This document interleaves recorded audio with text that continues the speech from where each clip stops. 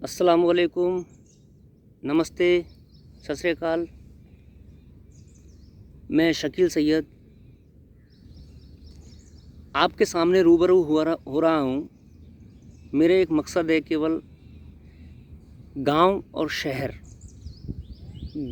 शहर के बारे में कुछ मैं आपके सामने बात रखना चाहता हूँ और इसको आप अच्छी तरह सुने और इसमें अगर कोई भी गलती हो तो मुझे माफ़ करना, क्योंकि मैं छोटा हूँ। और कोई भी सुझाव हो तो मुझे ज़रूर भेजना। गांव और शहर में जो अंतर बताना जा रहा हूँ वो ये है कि आज के ज़माने में लोग शहर की तरफ जा रहे हैं, शहर की तरफ भाग रहे हैं, शहर की तरफ दौड़ रहे हैं। उनका दौड़ना भी सही है क्योंकि उनकी नौकरियां हैं, उनका रोज़गार है, उनका कुछ बिजनेस है, वो वहाँ पे हैं। लेकिन इसके चक्कर में अपने पैतृक गांव को तो ना छोड़ें।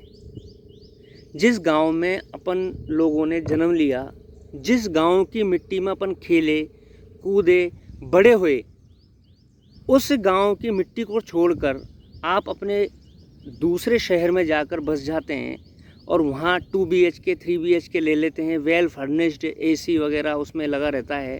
तो अपन क्या सोचते हैं, आई एम VIP मैन, कि मैं बहुत VIP हूँ। लेकिन मैं मेरे हिसाब से बोल रहा हूँ, इसमें किसी का सुझाव नहीं है, मैं मेरे हिसाब से बोल रहा हूँ कि इसमें जिसने 3 BHK 2 BHK या एक प्लॉट ले लिया है 200 वर्ग गज या 150 वर्ग गज और उसमें आपने मकान बना लिया है और उसमें आप रह रहे हो, तो आप खुश हो, लेकिन आपकी आत्मा खुश नहीं है। क्यों? जो आत्मीयता आपको गांव में मिलेगी वो शहर में बिल्कुल नहीं मिलेगी, पहली बात। दूसरी बात क्या है कि आप शहर में रहोगे तो आपको नाम से कोई नहीं जानेगा, केवल प्लेट नंबर, मकान नंबर, कि मकान नंबर N72, गली नंबर ये, कॉलोनी ये, उसमें वो आदमी फला आदमी रहता है। लेकिन गांव में आप अगर जाओगे तो वहाँ किसी से पूछ लो कि भैया घनश्याम यहाँ किधर रहता है, तो कोई बच्चा आपको घनश्याम तक पहुँचाने के लिए कि तो आपके बाइक या आपकी जो 4 व्हीलर है उसमें बैठ के उसके घर तक पहुँचाएगा। ये होती है मोहब्बत जो गांव में है। हमारा जो हिंदुस्तान है वो गांव में ही बसता है। अगर गांव नहीं होगा तो जो प्रेम है, जो मोहब्बत है, वो बिल्कुल ही ख़त्म हो जाएगी। क्योंकि इस भागदौड़ की ज़िंदगी में लोगों को कोई अता पता नहीं है, अपने रिश्तेदारों से, अपने दोस्तों से बात करने के लिए फुर्सत ही नहीं है। ये जो व्हाट्सअप, फेसबुक, ट्विटर जब से चला है, जब से बहुत ही कम रिश्तेदारियों में जाना होता है। हर आदमी ये कहता है कि मैं बिज़ी हूँ, मैं बिज़ी हूँ। तो वो बात हम सोच रहे हैं कि वो चलो बिज़ी है, वो अपना एक बिजनेस है, अपना एक नौकरी है, वो बिज़ी चल रहे हैं। लेकिन इतना बिजी मत हो कि अपने बुजुर्ग माँ बापों को आप गांव में छोड़ जाते हो, जिन लोगों ने आपको पाला पोषा और उनको आपको पढ़ाकर आपको एक बढ़िया सी नौकरी दी, आपको एक ओहदे पर पहुंचाया, और आप क्या करते हो, शहर में एस्टेब्लिश्ड हो जाते हो। तो मेरा कहने का मतलब ये नहीं है आप शहर में रहो, आप अपनी जीविका चलाओ, अपना बिजनेस करो, अपना नौकरी करो, लेकिन भाई गांव को बिल्कुल मत छोड़ो, गांव को बिल्कुल मत छोड़ो। मैं आपसे हाथ जोड़कर निवेदन करना चाहता हूं, गांव को बिल्कुल मत छोड़ो, क्योंकि ये अपन की पैतृक ज़मीन है, जहां पर अपन पैदा हुए हैं, जहां पर अपन मरेंगे।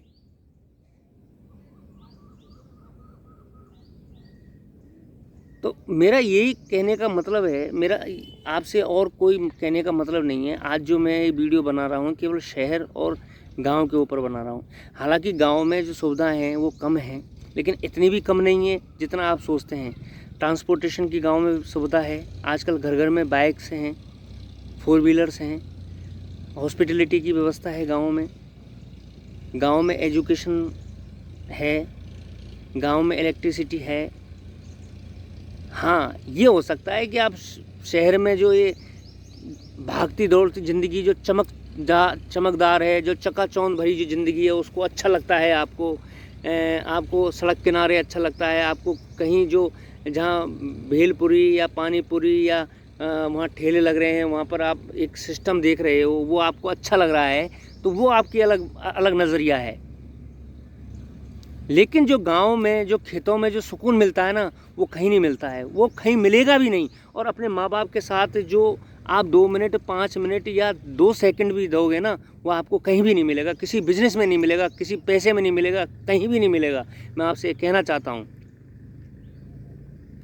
तो मैं जो कह रहा हूँ, आपसे ये नहीं कह रहा कि आप शहर मत जाओ, मैं भी शहर में रहता हूँ, लेकिन मैं गांव से बहुत जुड़ा हुआ हूँ। अपन कलम भी चला सकते हैं और खेतों में फावड़ा भी चला सकते हैं। तो ये होता है एक इंडियन। अपने किसान पुत्र सबसे ज़्यादा, मेरे नज़र में सबसे ज़्यादा जो गवर्नमेंट एम्प्लॉई हैं या बिजनेसमैन हैं, वो सबसे ज़्यादा शायद मैं कह सकता हूँ किसानों के ही बेटे हैं। किसानों के बेटे हैं, चाहे वो कैसे भी लगा लो। आईएएस जो है, आईएएस के जो पापा हैं वो चलो आईएएस हैं, लेकिन उनके पापा भी 100% कभी ना कभी वो किसान होंगे। तो उनकी जो श्रेणी है, जो उनका निकास है, जो उनकी सिस्टम है, वो कहीं ना कहीं आपके किसानों से जुड़ा हुआ है, बिल्कुल किसानों से जुड़ा हुआ है। और आदमी 5-7 साल, 10-20 साल, 50 साल, 60 साल, 70 साल आदमी जब काम कर लेता है, तो वो किसानी को भूल जाता है। वो अपने आप को एक वीआईपी पर्सन समझने लग जाता है कि आई एम वीआईपी पर्सन, मुझे कोई मतलब नहीं है। उसको डस्ट से एलर्जी होने लग जाती है, उसके गांव में लोगों से बदबू आना स्टार्ट कर देती है। अरे भाई, ड्यू लगाने से और स्प्रे करने से जो शरीर की जो खुशबू है उसको तो निकाल सकते हो, लेकिन जो अंदर जो आपके जो बॉडी में जो गंदगी भरी हुई है, उसको आप कैसे निकालोगे? जब तक अपन का पसीना नहीं बहाएगा, जब तक आप अपने गांव की मिट्टी को जो सुगंध है, जो उसकी खुशबू को आप नहीं लोगे, जब तक आपको आत्मीयता, जो आपको एक जो स्पिरिचुअल पावर मिलती है, जो आध्यात्मिक एक जो नेचुरल जो आपको एक शक्ति मिलती है, वो शक्ति आपको नहीं मिलेगी। तो मेरे से आपसे यही निवेदन है कि आप शहर में खूब रहो, लेकिन गांव को बिल्कुल मत छोड़ो। गांव को बिल्कुल मत छोड़ो। अपने माँ बाप की सेवा कीजिए, अपने बड़ों का सम्मान कीजिए, अपने छोटों से प्यार कीजिए, अपने दोस्त रिश्तेदारों से बार बार फ़ोन करके उनसे वार्तालाप कीजिए, उनसे हालचाल पूछिए। कभी उनसे घृणा मत कीजिए, कभी उनसे नफ़रत मत फैलाओ, कभी उनसे नफ़रत मत करो। अपने पड़ोसियों का ध्यान रखो, अपने आस पड़ोस में जो बीमार हैं उनकी देखभाल कीजिए, उनके समाचार लीजिए। यही हमारा दायित्व होता है।